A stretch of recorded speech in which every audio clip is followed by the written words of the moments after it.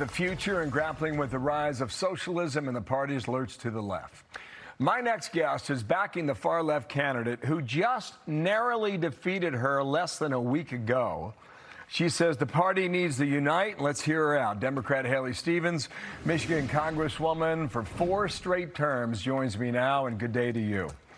Thanks for your time. Thanks for coming on. You spent collectively, your campaign did about $50 million and lost. And by some estimates, that was like 10 to 1.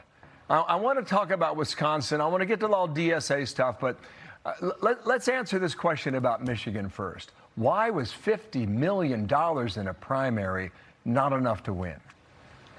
Well, look, let's talk about the truth, right? I did grassroots fundraising.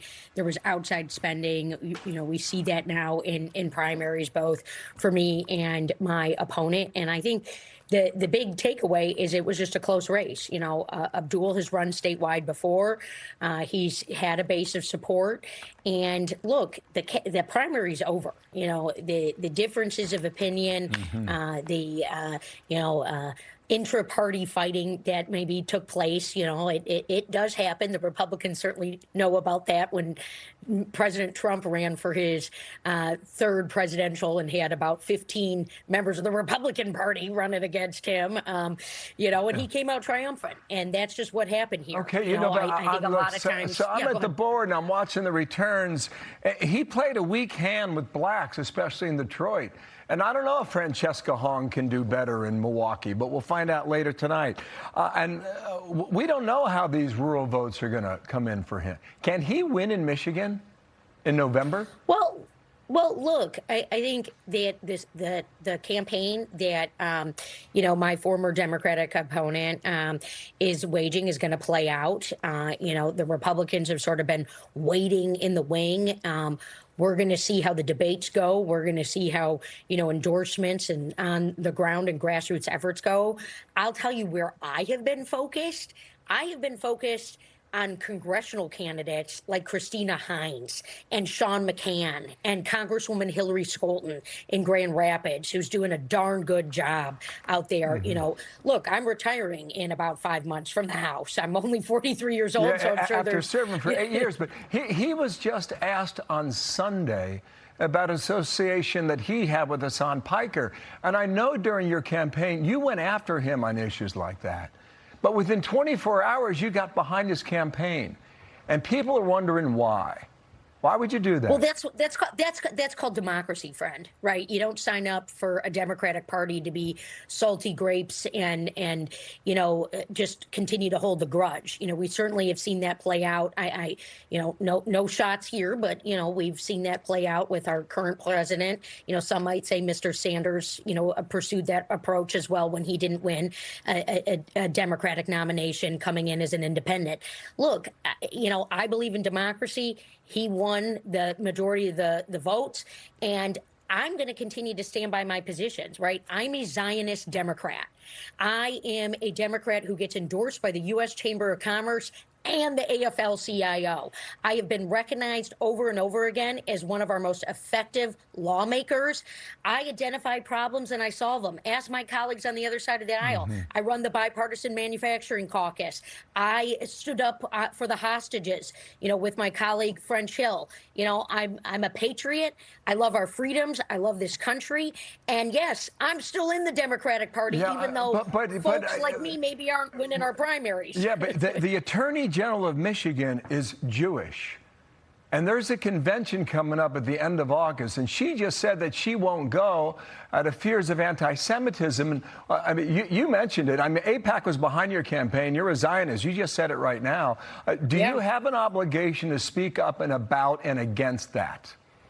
Well, that's all I've been doing, right? That was. Look, but you backed his campaign. Is he doing that? Well, I don't think we've heard it. And ask him.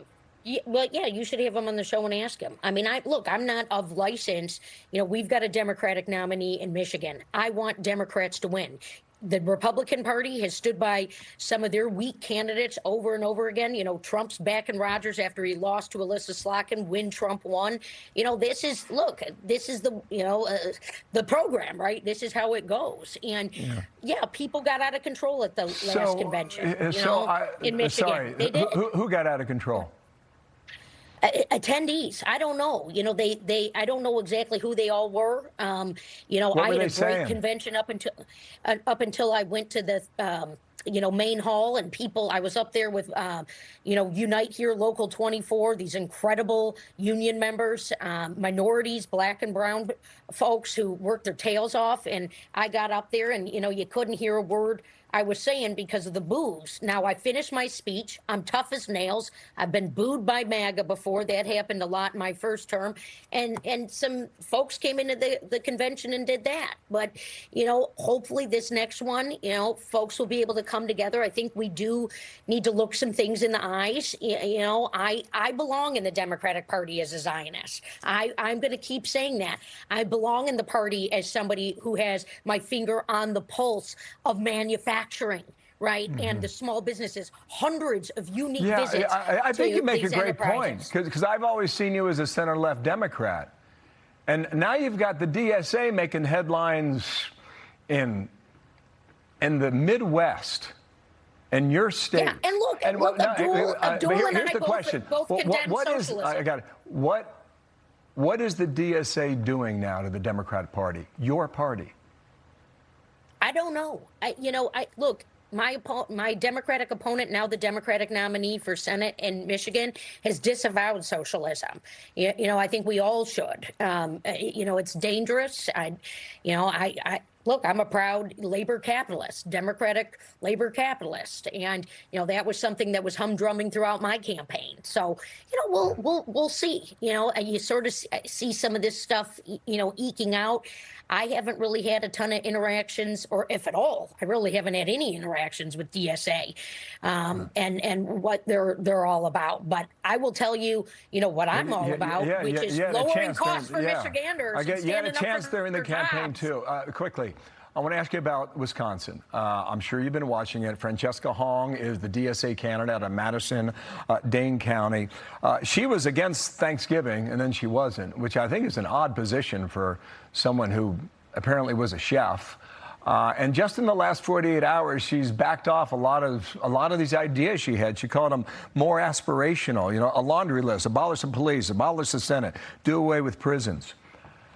Why would someone believe her now? Tony Evers, who has served, a couple of terms as governor of Wisconsin following the, kind of disaster of the Scott Walker period, I think he's done a good job. I think he was an honest broker. There's now an opening. There's two people running. They're going to, there will be a Republican and a Democrat running. I think the primaries today over there. I haven't been to Wisconsin in years.